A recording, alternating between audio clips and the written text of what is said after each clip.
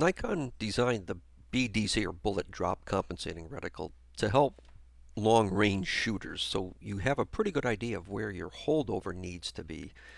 Back in the day, without these little points down here, you would just use some, as we refer to as Kentucky windage, to hold the crosshair over where you thought the bullet should drop in. But with these BDC reticles, you have a pretty good idea. So for a standard caliber like a 308 or a 30-06, if you sight it in for 100 yards, this first little circle is going to be about 100 yards, then 200, or excuse me, 200, then 300, 400, 500, and finally about 600 down here at the post. So if you had a 300-yard shot, you would hold here at the second circle. Now for a Magnum, 7mm mag, 300 Win mag, things of that nature, you would sight in for 200 yards, and then the first circle's 3, 4, 5, 6, and then 7 down at the post.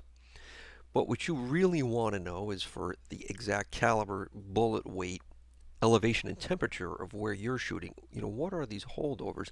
And also, what is the holdover based on the magnification you have? All the Nikon BDC reticle scopes are what is referred to as second focal plane, meaning the size of the reticle does not change with magnification, and we'll get to that in a minute. So to find out what the holdover is for your exact load, Nikon came up with something called a SpotOn calculator. And the easiest thing to do is just go to Google, search on Nikon SpotOn. The very first search result that comes up is spoton.nikonsportoptics.com, so click on that. When you first get on, you're going to have to register. So just fill out the form. It may ask you if you want to install Java. That's Java, which is just a program that the SpotOn website uses. It's perfectly safe, so go ahead and download it. So once you're on, the first thing you're going to want to do is select your scope. So when you click this little down arrow, you're going to see that every scope that Nikon manufactures or has manufactured in the recent past is going to be on here. So for our example, let's pick a real popular scope like the 4x16x42 with the BDC. And the next we're going to choose our ammo. So you click this down arrow and it lists rimfire, even the new Winchester Super Mag, so they keep this up to date pretty good. And every centerfire cartridge you have or have not heard of. There's some really crazy ones in here. But for our example, we're just going to choose the good old 308 Winchester.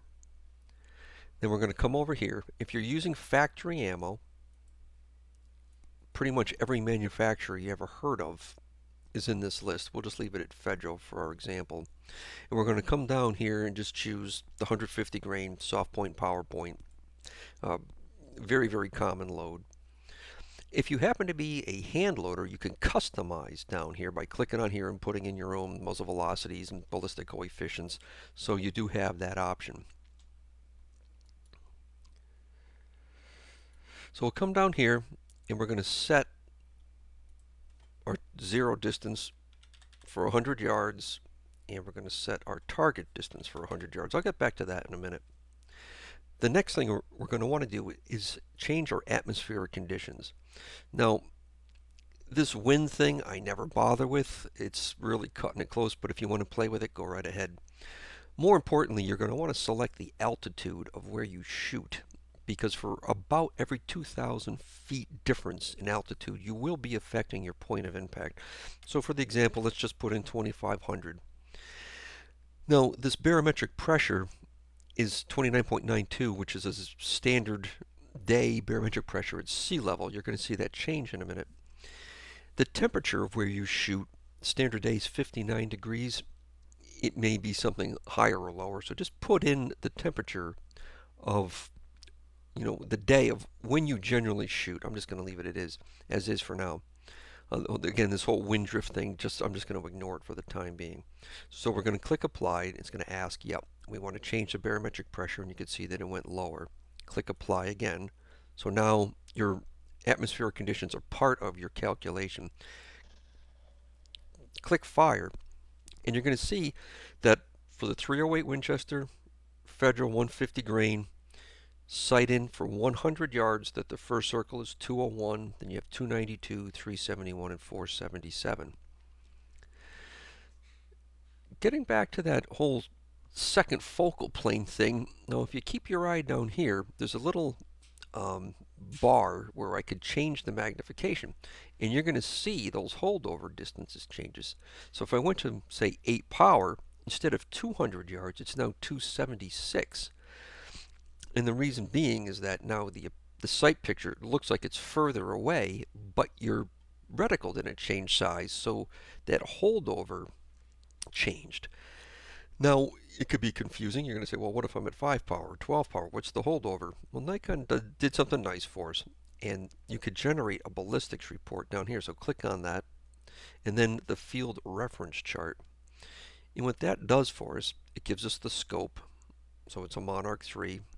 And for every magnification, it's going to tell us what the holdover distance is for the first circle, the second, third, fourth, and down at the post. So if you recall, at 16 power, we had 201, 292, so there it is. And at 8 power, it was 276. And everything in between, you can print this out if you'd like, and keep it handy so you know. And you could print it out in different sizes as well. Some guys actually print this out and tape it to their stock, which is probably a pretty good idea. So we'll just close this.